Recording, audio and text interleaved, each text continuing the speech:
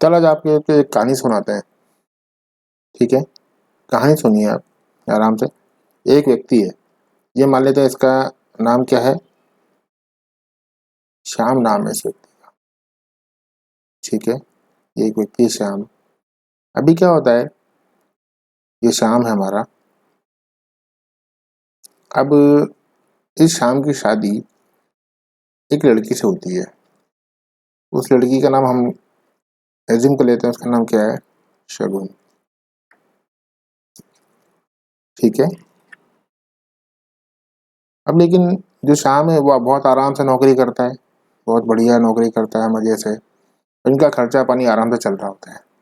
लेकिन ये जो शगुन है, ये कुछ महत्वाकांक्षी लड़की है। ये सोचती है कि नहीं भाई हमारे पास में सब कुछ होना चाहिए। जैसे हमारे पास में क्या, घर होना चाहिए, गहने होने चाहिए,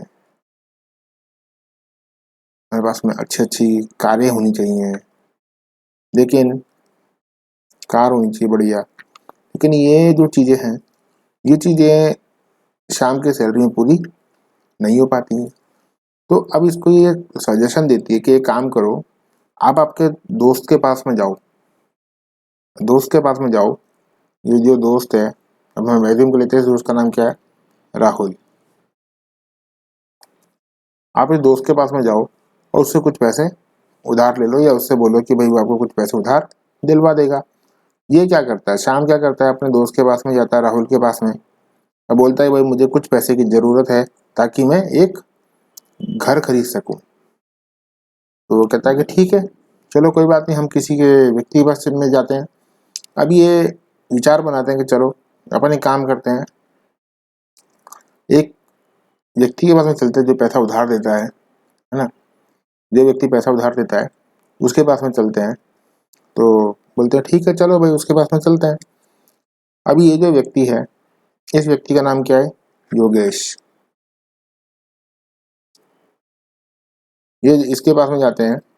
अब योगेश इन दोनों को क्या बोलता है कि भाई मैं पैसा तो मैं दे दूंगा आपको घर खरीदने के लिए, लेकिन मैं कुछ परसेंटेज ज़्यादा लूंगा, कुछ परसेंट लूंगा। मान लो ये बोलता है भाई मैं X% पे आपको पैसा दूंगा।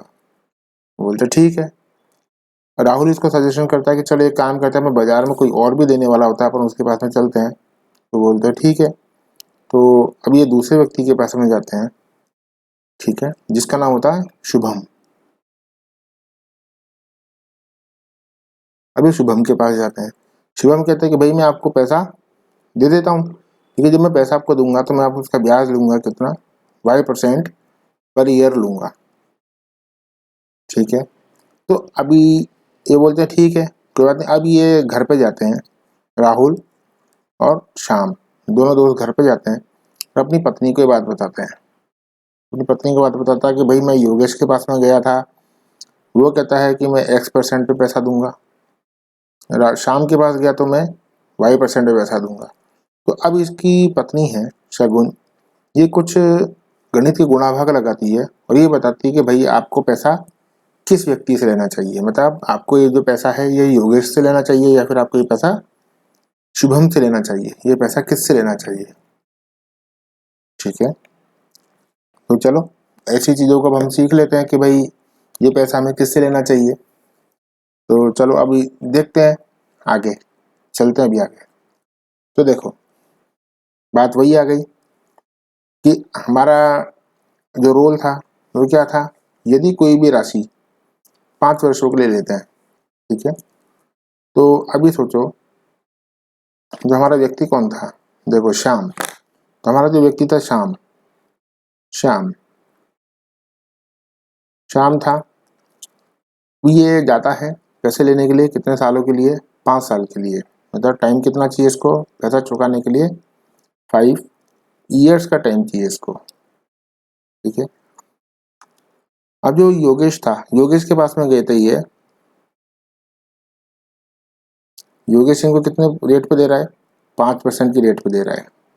ठीक है, अब ये दूसरे व्यक्ति के पास में गए थे, इनके टेन्यूर तो कितना था, 5 सालों के लिए था। लेकिन जब वो शुभम के पास में गए थे तो शुभम क्या बोलता है, वो कितने पे देता है, 8% पे देता है। तो अब जो इसकी जो पत्नी है शगुन, वो कुछ कैलकुलेशन लगाती है कि भाई हमें पैसा किससे लेना चाहिए, योगेश से लेना चाहिए या फिर हमें शुभम से लेना चाहिए। ठीक है, तो अब ये क्या हिसाब लगाती है कि मान लो कि अगर हम उधार योगेश से पहले उधार लेते हैं, चलो पहले योगेश की कैलकुलेशन करते हैं। योगेश से अगर हम पैसा लेते हैं, मान लो हम 100 रुपये उधार लेते हैं, ठीक है, जो हमारा क्या प्रिंसिपल, रेट क्या हमारी कितनी 5% की, टाइम क्या हमारा कितना 5 साल का अपॉन 100, तो हमें इसका ब्याज कितना देना पड़ेगा 5 साल के अंदर, कितना देना पड़ेगा 25 रुपये। ठीक है, 25 रुपये में तो हमें टोटल पैसा कितना चुकाना पड़ेगा 125 रुपये। अगर अब यही चीज हम शुभम के पास में जाते हैं, शुभम के पास जाते हैं तो हमें पैसा कितना देना पड़ता है, उसकी कैलकुलेशन निकाल लेते हैं अभी।